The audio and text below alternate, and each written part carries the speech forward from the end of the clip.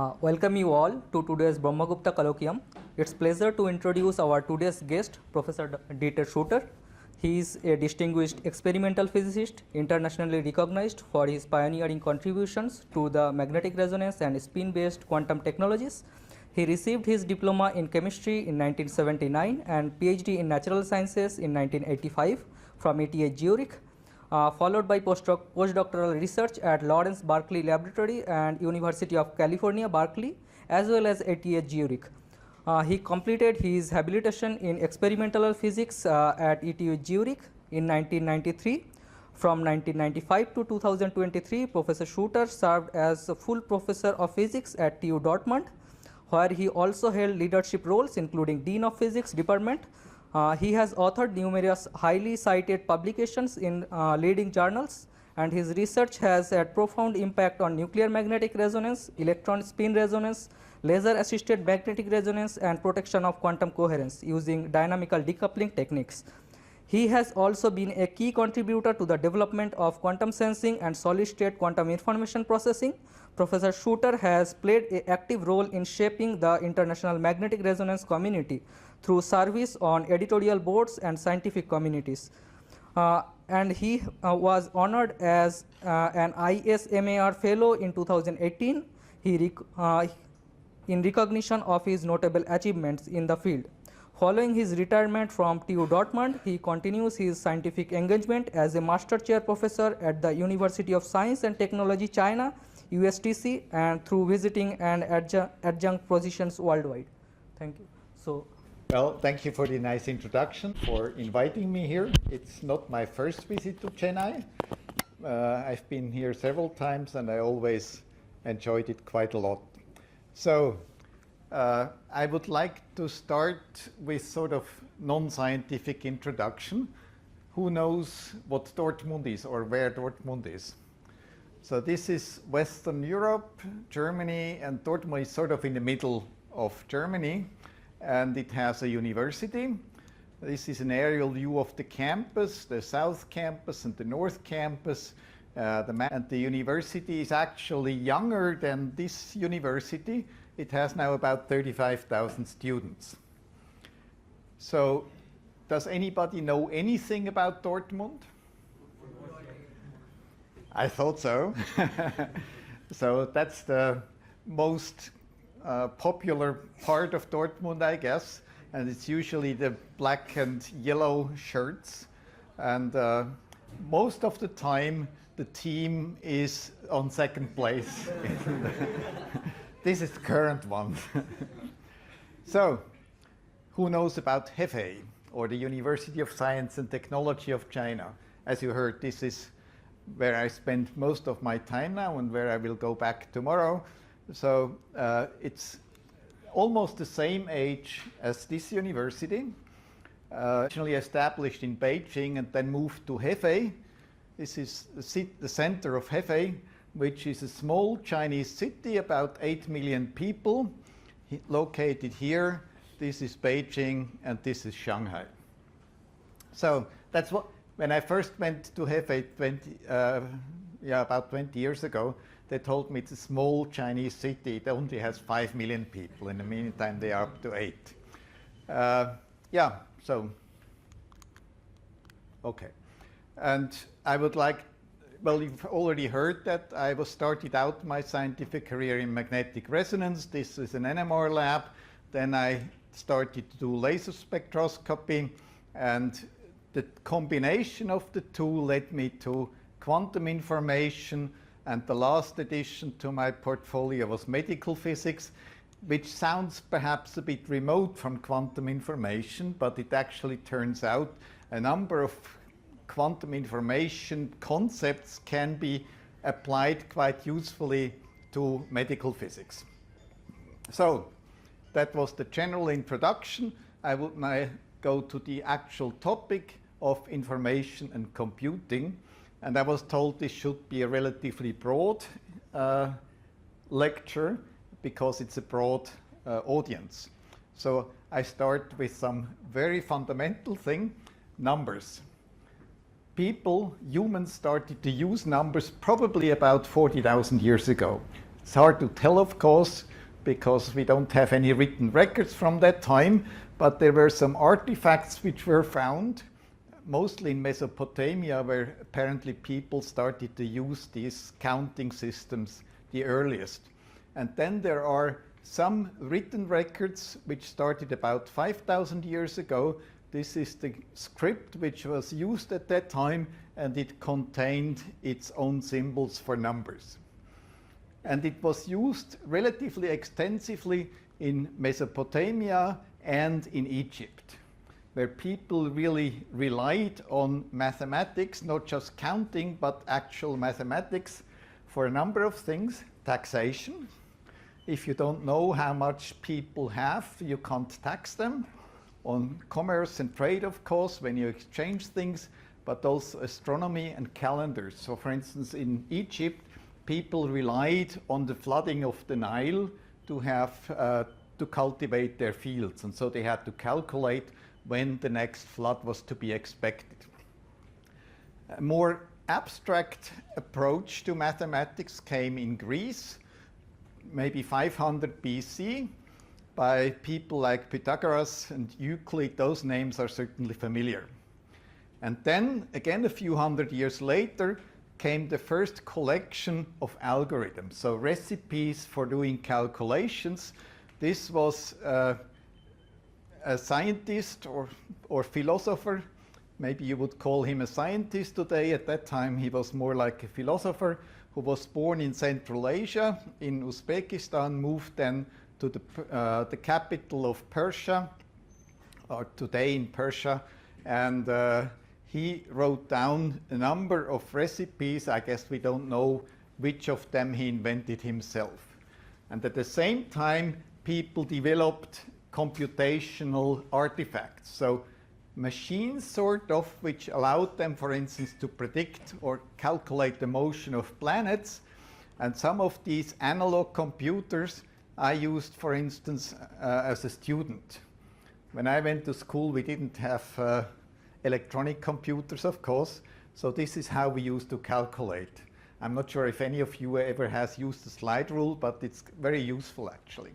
So then there is a different type of computers called digital computers.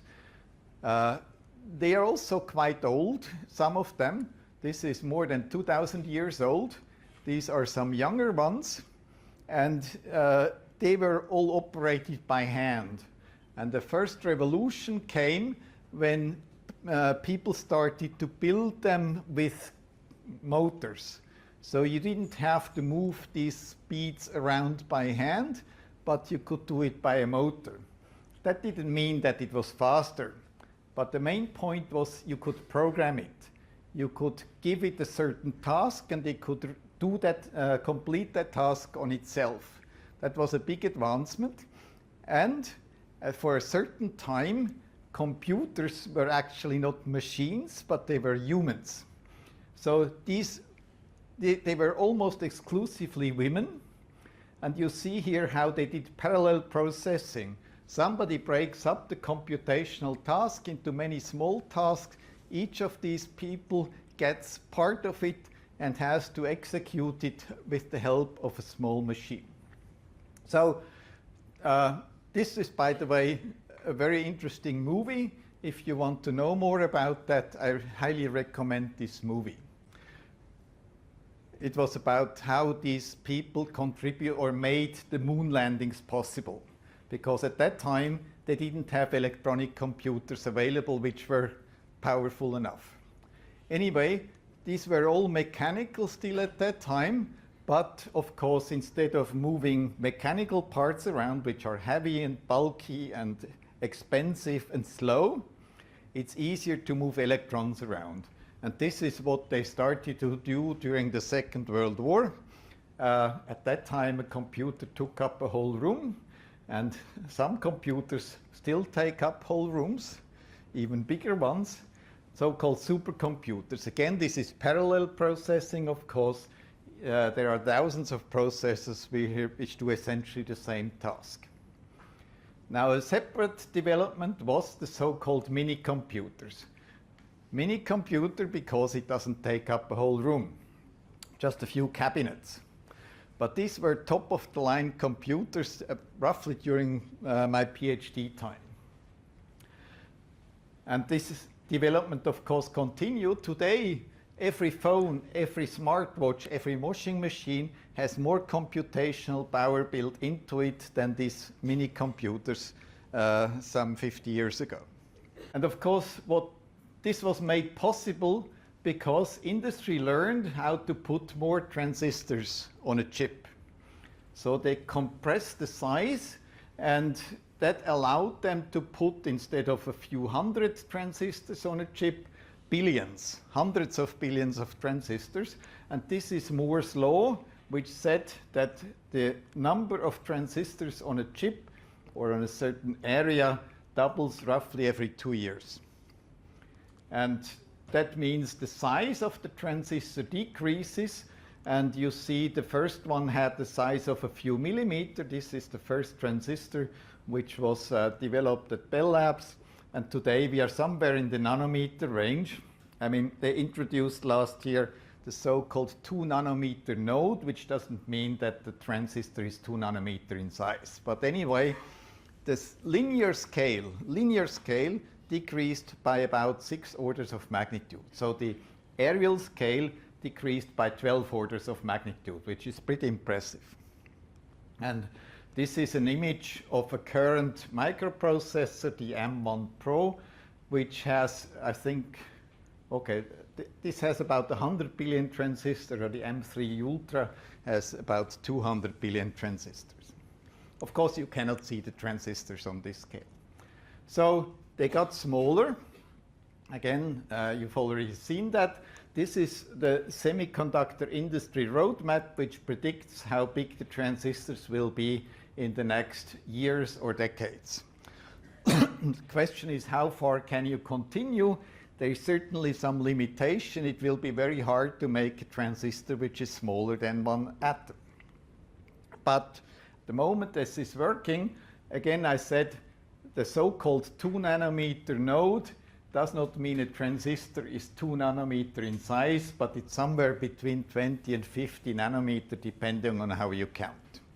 So yes, there will be limits, like the size of the atom, and we can, of course, ask how far can we continue, and there will be boundaries. The size of an atom is one, but there are other boundaries, and I would like to discuss a few of them at the moment. Interesting one is, for instance, charge quantization. If we have a classical circuit, you have capacitance in it. And on a capacitor, there is a linear relationship between the voltage and the charge on the capacitor. And the slope of this line is just the capacitance of that piece.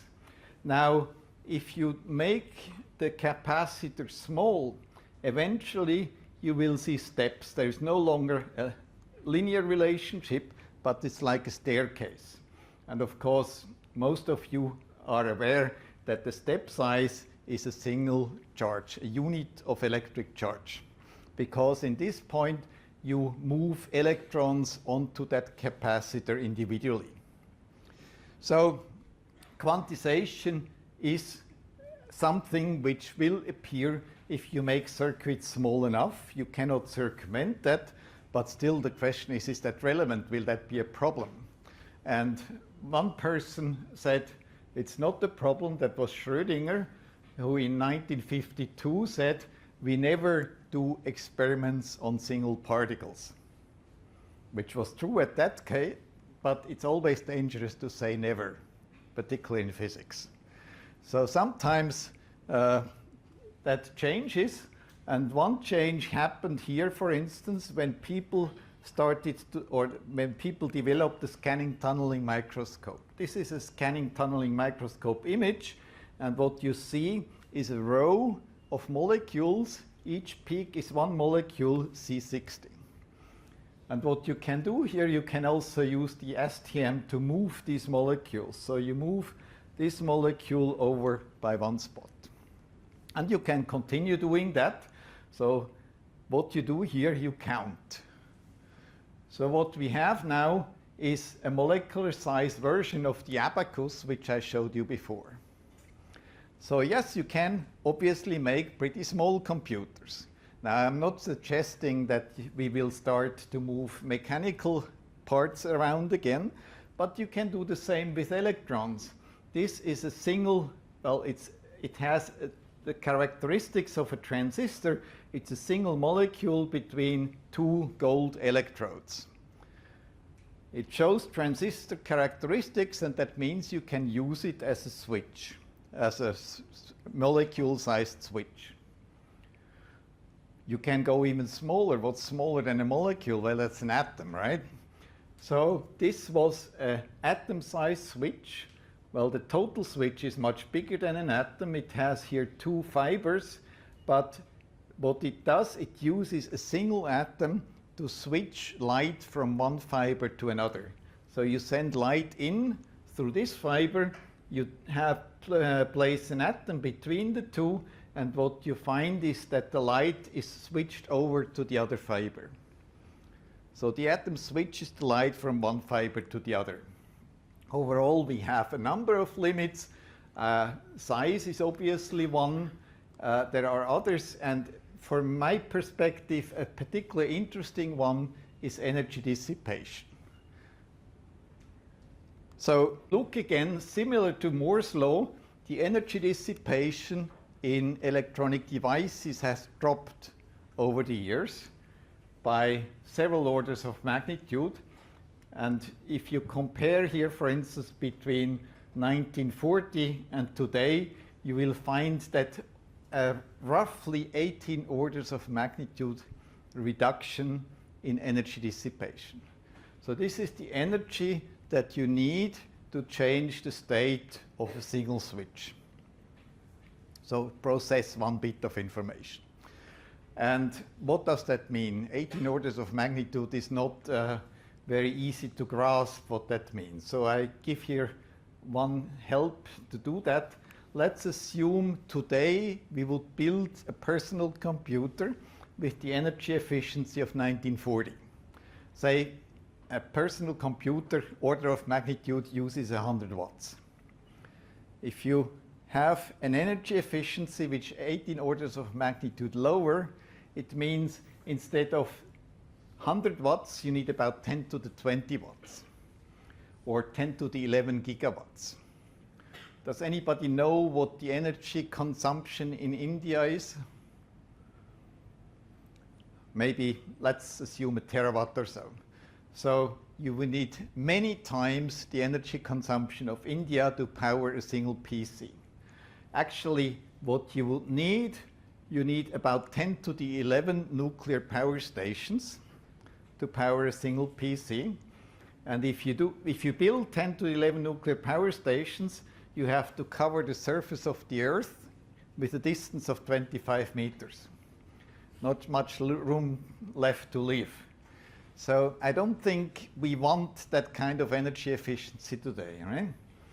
I give you another way of another picture. Let's assume you have this amount of energy available. And you put it into your PC for 1 microsecond to do a fast calculation. So 10 to the 20 watt times 1 microsecond gives 10 to the 14 joules. Any idea what that means?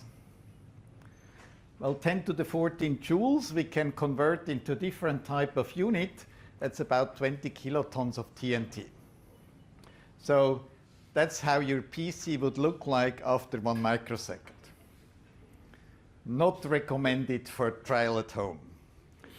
Why am I telling that? Well, it's not just a joke.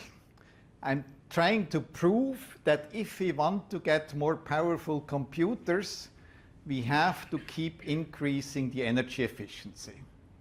There's no way around that, because otherwise your PC will explode, or your phone or whatever. So this trend must continue if we want to have more powerful computers. Question is that possible? Can this continue? Or is there a limit here also?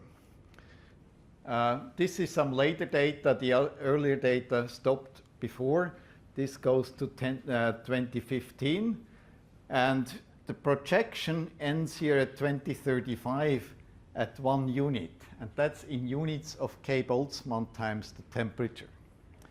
And that is a limit which will be very hard to overcome. Why?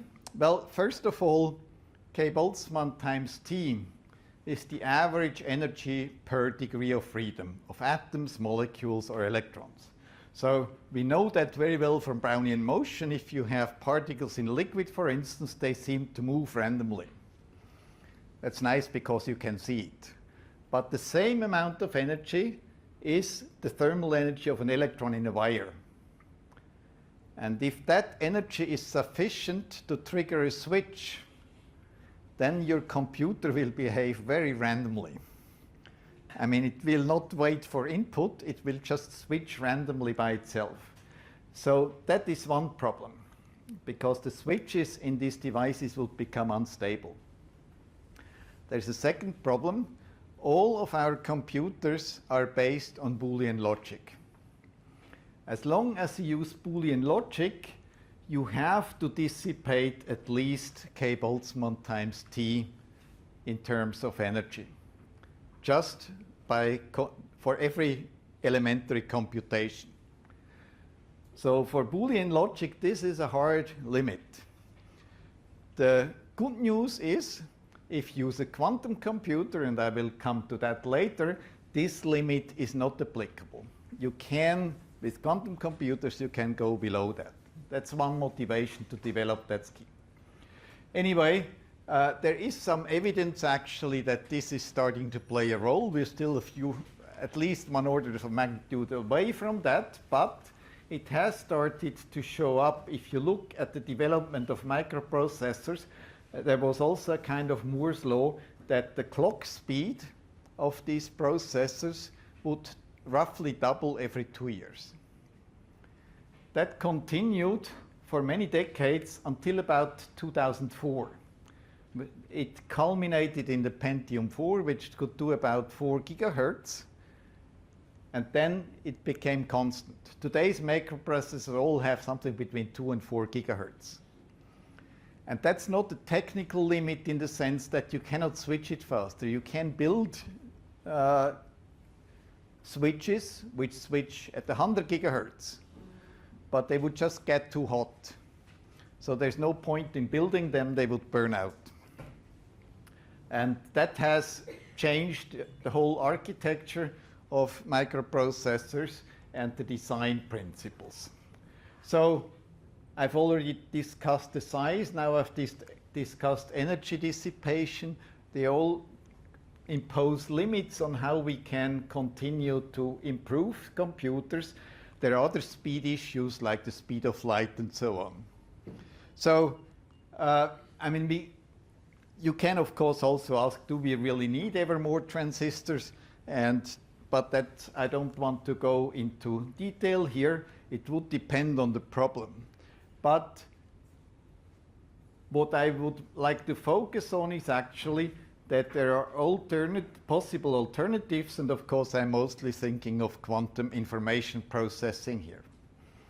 Before I discuss how quantum information processing works, I would like to discuss the advantage, the motivation for doing that. And this is not a linear increase in speed. You cannot say that a quantum computer is simply 1,000 times faster than a classical computer, which by the way it is normally not. However, it's an issue of scaling. So for some problems, a quantum computer can find the answer of big problems much faster than a classical one. And this is an example, very simple problem. You're supposed to find or decompose an integer number into a square part, that's 25 here, and a square free part, which is 7. Very simple problem, but chances are, and it sounds perhaps a bit boring, but chances are you all use that every day. Because this is one of the underlying algorithms that are used for secure communication in the internet. So if you visit, for instance, a web page which starts with HTTPS, it uses public key cryptography, and these cryptographic schemes are based on this problem or similar ones.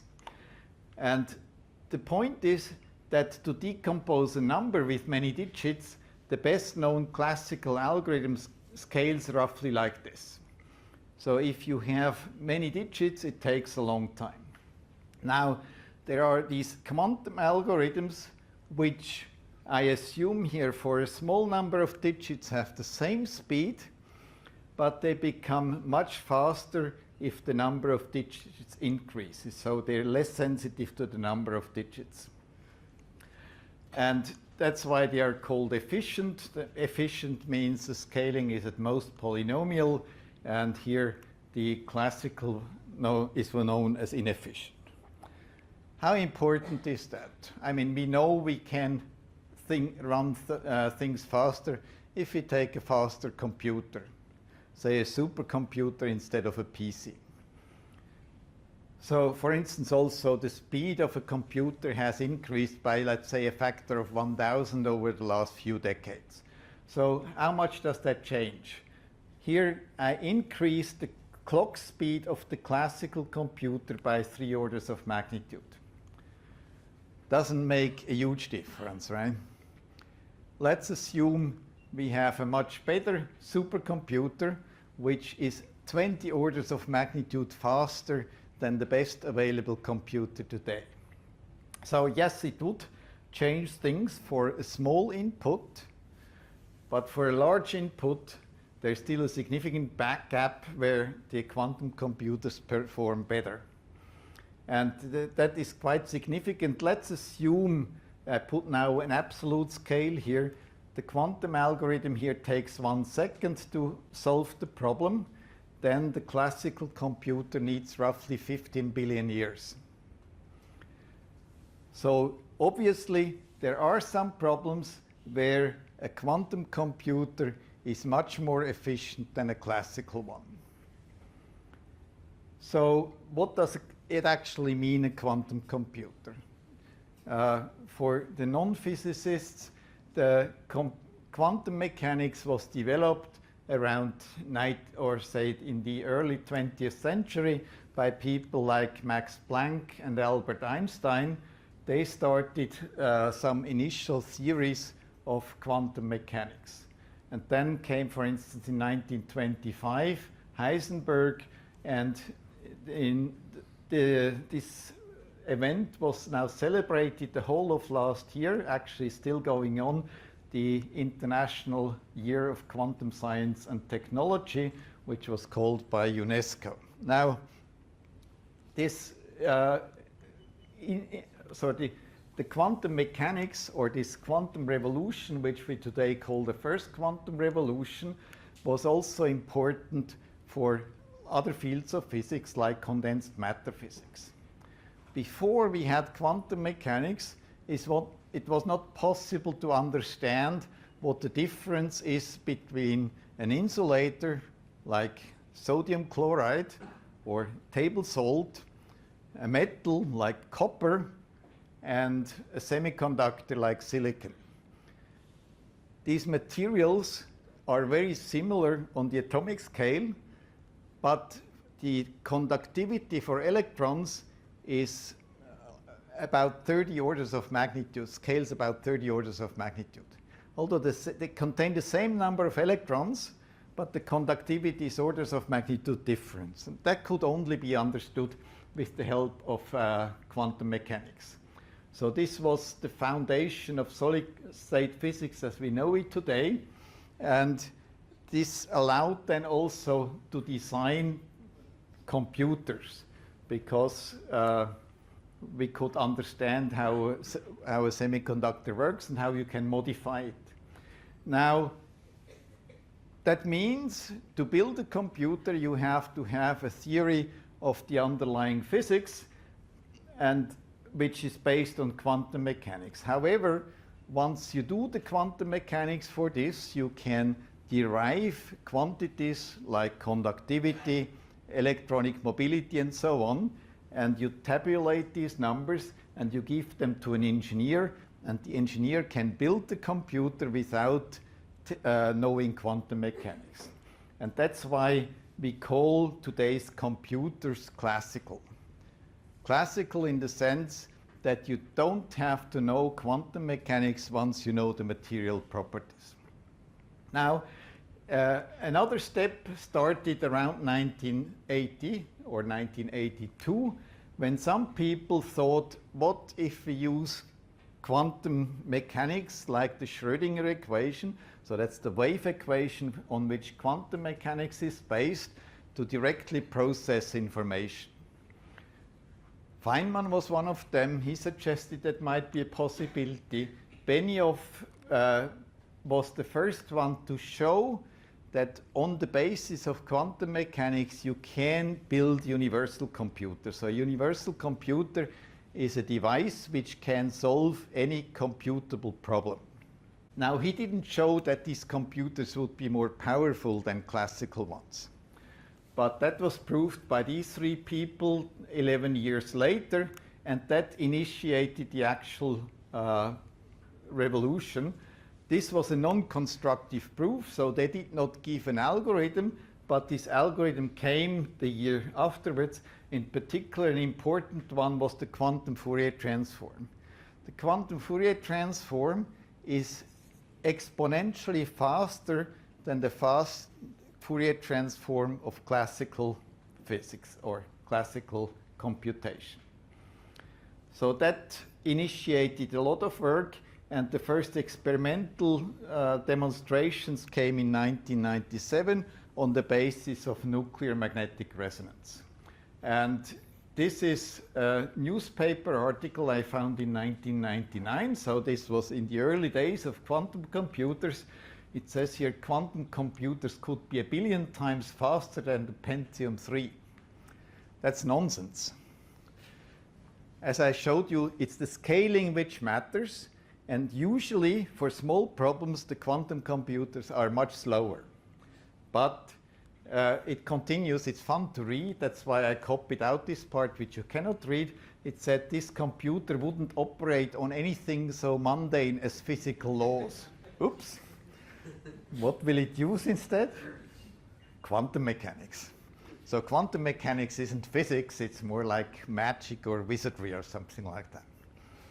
So this is what we now call the second quantum revolution, that we don't use quantum mechanics just to calculate properties of devices, but we actually use it to process information or to sense. So there are different pillars in this quantum revolution. One is quantum computing, another one is quantum sensing, and so on.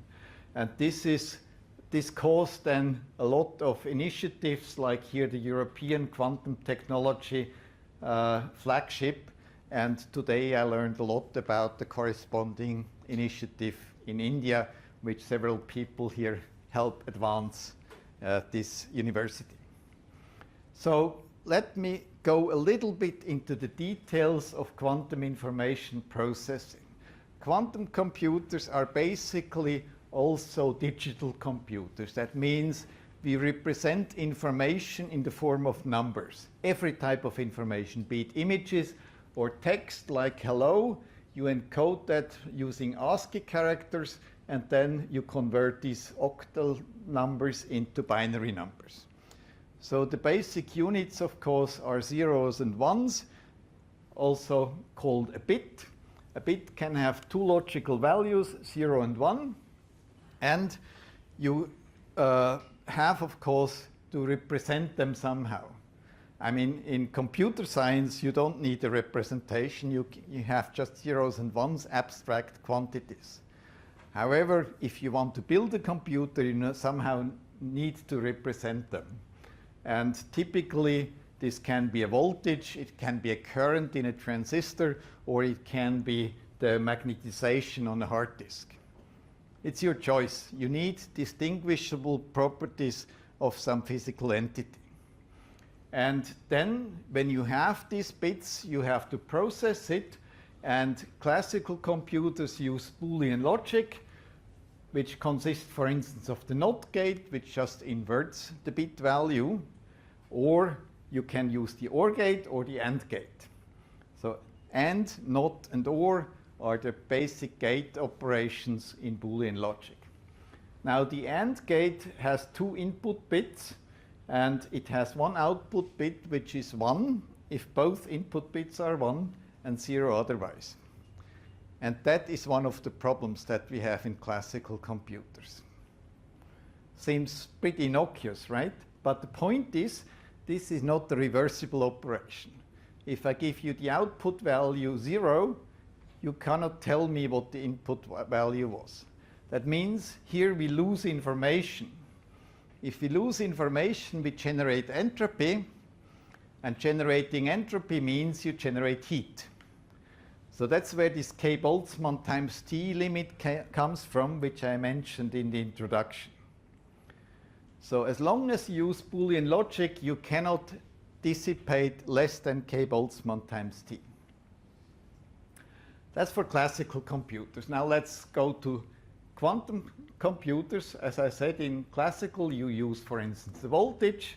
In a quantum mechanical system, you represent the information of a single bit by two orthogonal quantum states. So it's the states of your choice, but they have to be orthogonal. And one of them represents 0, the other represents 1. And because it's a quantum system, we know the superposition principle must be valid. So you cannot have just 0 or 1, but you can have arbitrary superpositions of these. And that's why we normally call this a quantum bit or qubit in short. And this is kind of a Schrödinger cat. So we have a superposition here of dead and alive. As I said, you can use an arbitrary system, quantum system, which has two distinguishable energy levels or states. Of course, at least as far as I know, the only natural system which has exactly two states is a spin 1/2. So that is perhaps one of the reasons why nuclear magnetic resonance was first used to implement quantum computing. It's the only real two-level system. But what you normally take, you take, for instance, an atom which has an infinite number of states, and then you choose two of those states to represent your information. Or you take a charged atom, meaning an atomic ion, and here you see 3 atomic ions. They're calcium-40 ions, which are trapped here in a so-called Paul trap. The nice thing about trapped ions is they're relatively stable, and it's easy to catch them in a trap, and it's easy to see them. As you can see, you just need a camera and you can see them individually. Now here we have 3 quantum bits, and the information which is stored in these qubits is represented by a single quantum state psi. And now you can start computing. Computing means you process the information, so you take that as the input for your computation, apply a unitary transformation. That's the only thing we can do in quantum mechanics, and you produce the output state. So that allows you to process the information, and because a unitary, by definition, has an inverse, it means it's a reversible operation. It does not change the entropy, and therefore we don't have dissipation in this system. That's why this K Boltzmann times T boundary does not apply to quantum computers.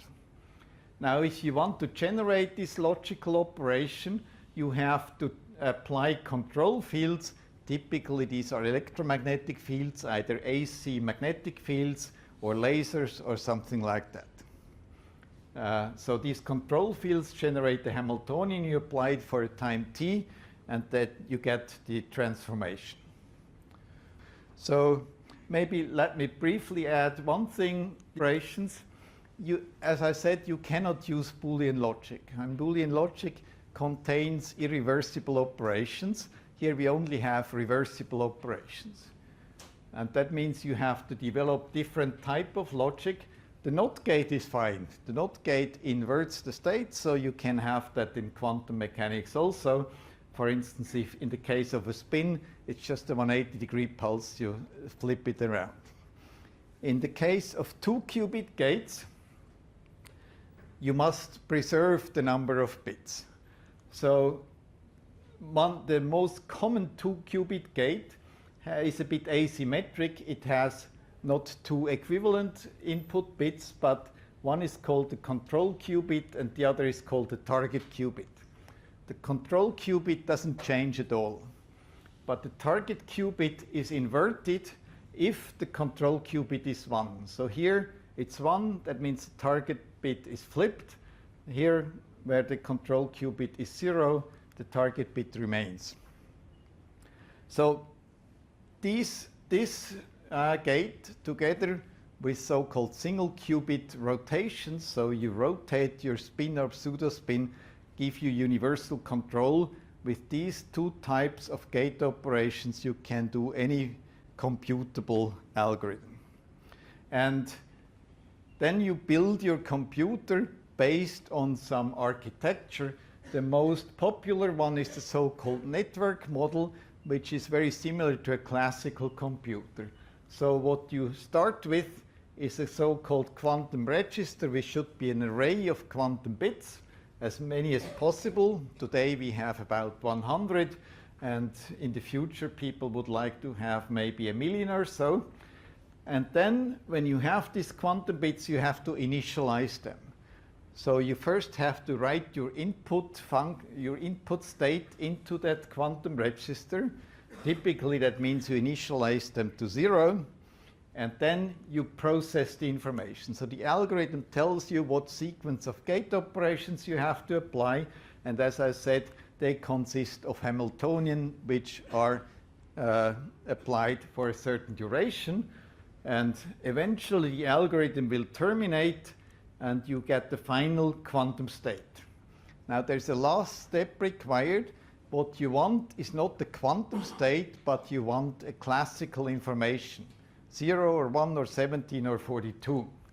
So you have to convert that quantum state into classical information. And what's important is the number of qubits that you have here. The more qubits you have, the more you can, the more powerful your computer will be. And that's because of so-called quantum parallelism. So let me briefly, as the last point, maybe demonstrate what the difference means between classical processing and quantum processing. That's the so-called quantum parallelism. As a simple problem, let's assume you have a maze and you're supposed to find the shortest path through that maze. On a classical computer, you just try one after the other. If you come to a dead end, you start over. In a quantum computer, you try all possible paths simultaneously. That's this quantum parallelism. You don't try them sequentially, you run them all at the same time. So the bigger the maze, the higher your speed gain is, and that's the scaling difference. What happens then at the end, one of those paths reaches the end first, and you do a measurement there, and that collapses all the paths into the single shortest one. So that's the so-called quantum parallelism. Now, I will skip a few slides and just discuss a little bit, say, where that may lead us to. So what I try to show you is basically what the quantum computer is. I showed that it's possible to build them, and there are many examples around now, commercial ones as well as in research labs. So we know how to build one. And what I try to show you is that they can be very powerful. They can solve problems which are completely inaccessible for classical computers. So some people claim that in a few years, quantum computers will replace classical computers. Now, you can have different opinions. In my opinions, that is nonsense. And my simplest argument is that for most of the problems for which we use computers today, like doing a presentation here, classical computers are perfectly adequate. There's no reason I would want to do my presentation on a quantum computer. It wouldn't provide any advantage. Now, that doesn't mean they are useless. You can just ask, where can they help us?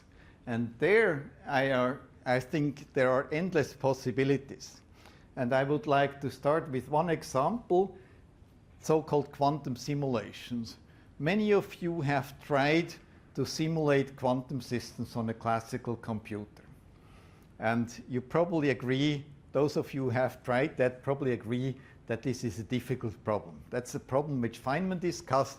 The time that it takes increases exponentially with the size of the quantum system. So I give you one example which we tested.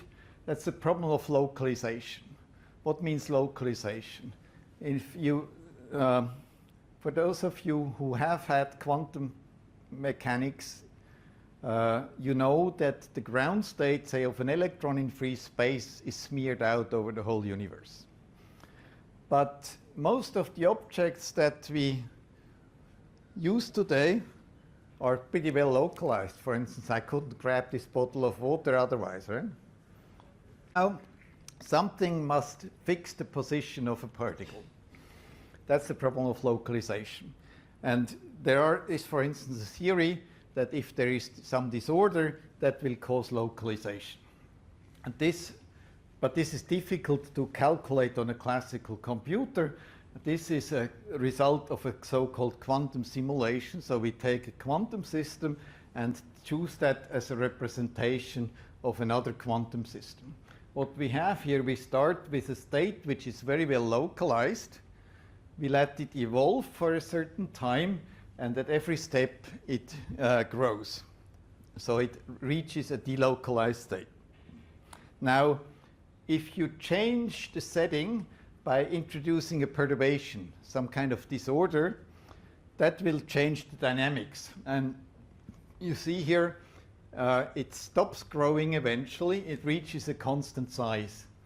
And you can do that as a function of the perturbation strength, and what you get is a so-called quantum phase transition.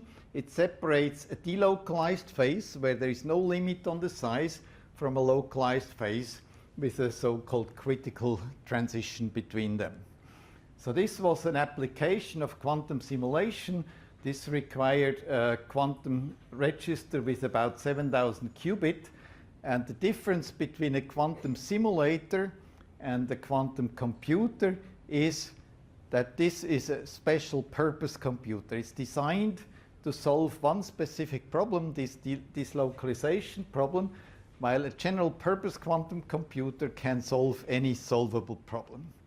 So this is a type of algorithm where I think quantum computers can be useful. There are a number of other algorithms which were developed over the years. I discussed Shor algorithm on factorization.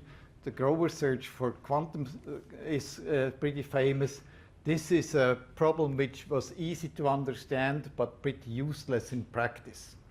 So in the meantime, there are a number of proposed algorithms which are also partly tested, which are actively developed, for instance, by industry. Say, drug design companies, they develop quantum algorithms which can speed up the modeling of molecules or the interaction between molecules.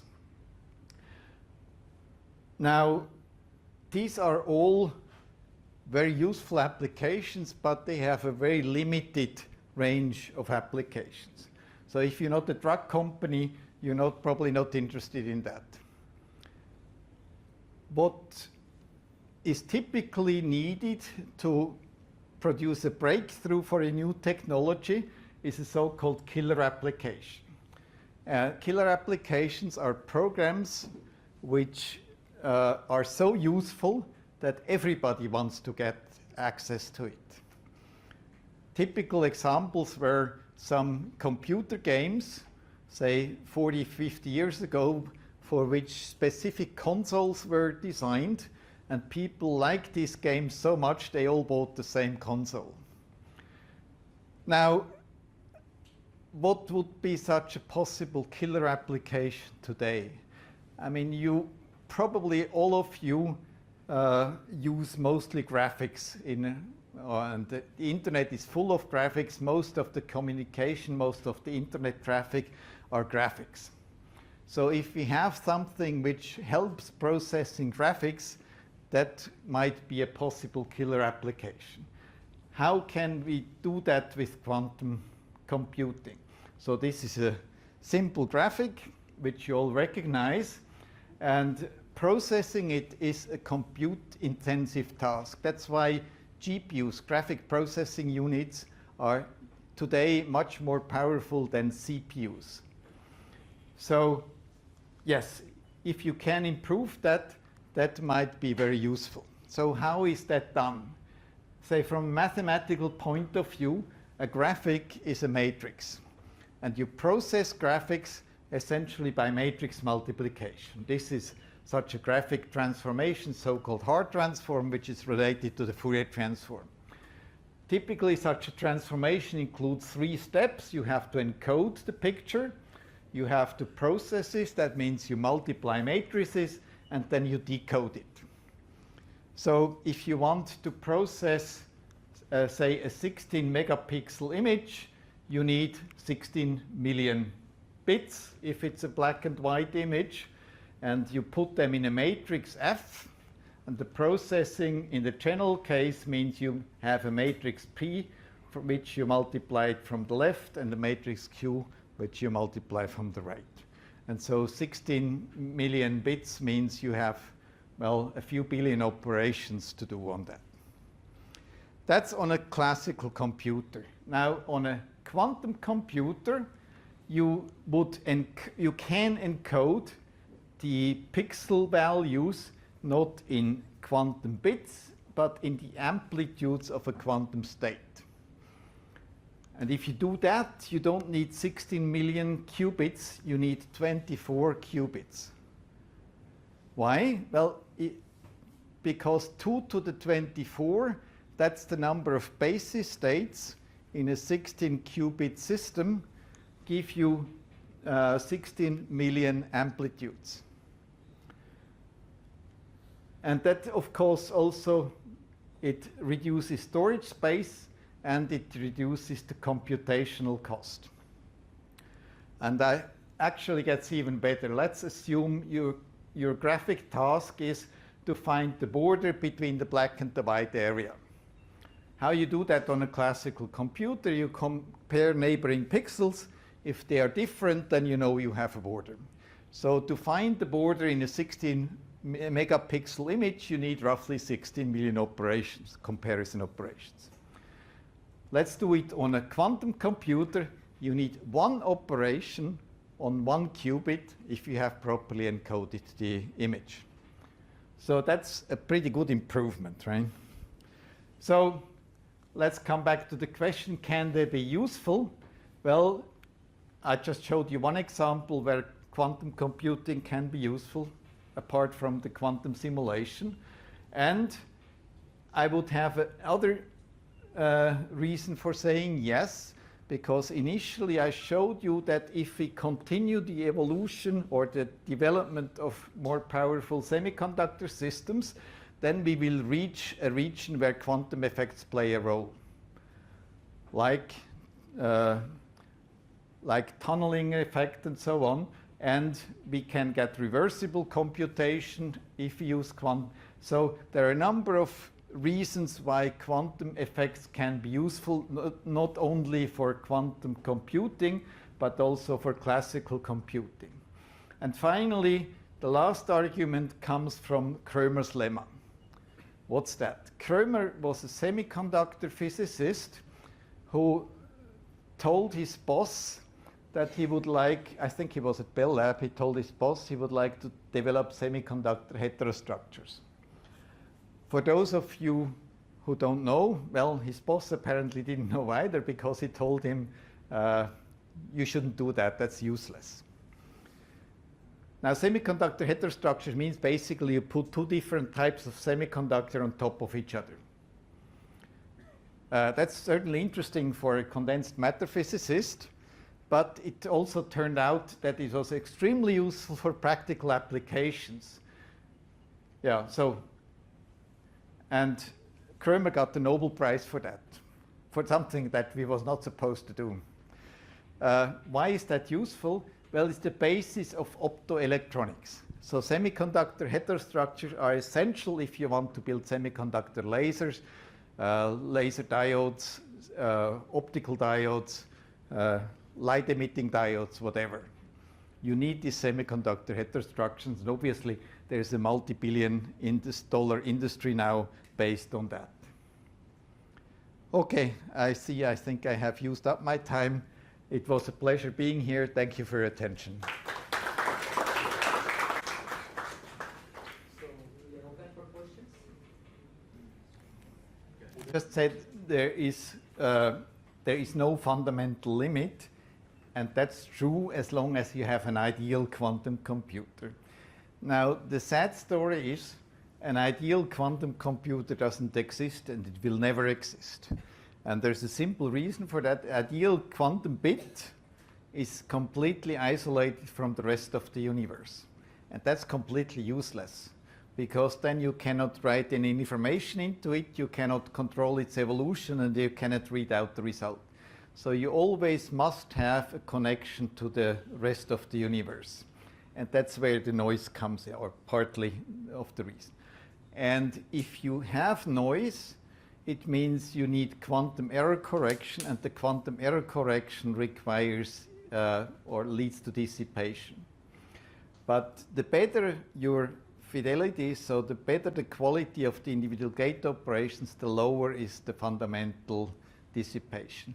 Also, I said there is no fundamental limit, that's for the quantum part. But an actual quantum computer has an enormous overhead. I mean, say a superconducting system has to be cooled to millikelvin temperature, and that requires a lot of energy. So at the start of your talk, you mentioned that there is a parallel between quantum computing and medical physics. Oh. Could you elaborate? Well, I wouldn't say parallel, but say things which we learned in the context of quantum computing, we then applied to medical physics. There are a number of examples, like in quantum computing or quantum information. It's an important task to understand and measure the noise that you have. So as I said, the qubits are not perfectly isolated. And to mitigate the noise, you first have to understand it. You measure its spectrum, for instance. And so we developed techniques for measuring this noise.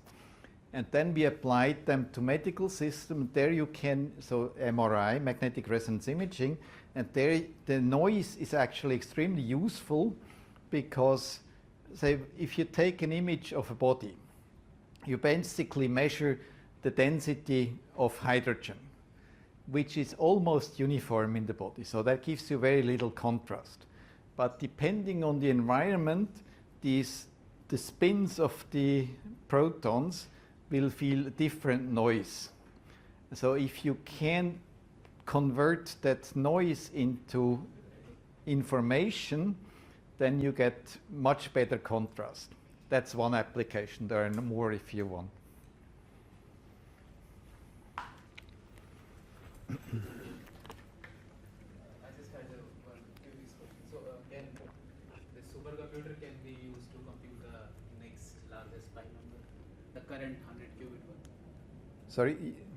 The current 100 qubit supercomputers can be used to find the next largest pi number? No. Currently. So first of all, for 100 qubits, you only get very small. You can only factorize very small numbers. For factorizing for factorizing large numbers, you need at least thousands, probably millions of qubits. And even the 100-qubit systems that we have today, they're not very reliable. Again, it's a matter of noise. So the information there degrades, and you can only do a very small number of logical gate operations. And the biggest challenge at the moment is not to have more qubits, but to make the qubits stable. These are so-called robust quantum computers, where you can believe the output. So, given a small prime number, so supercomputer can do faster than the classical one? No, for small numbers, the classicals are much faster.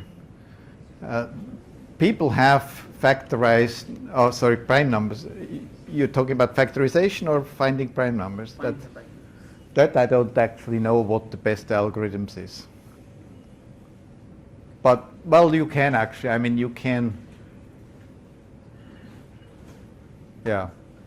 No, I think that is actually relatively easy because you can always multiply two prime numbers and then subtract one, and then you get another prime number. So, and that you can do on a classical computer anyway. So this is not a hard problem, as far as I know. I'm not a specialist on that. But anyway, you definitely need lots more than 100 qubits, because with 100 qubits you only can encode very small numbers. I mean, very small. Yeah, the largest prime number, I think, has several thousand digits. So. A couple of million. Right, yeah. So you need many millions of qubits to even represent that. Okay, so no questions. So we thank the speaker for the nice presentation. So we have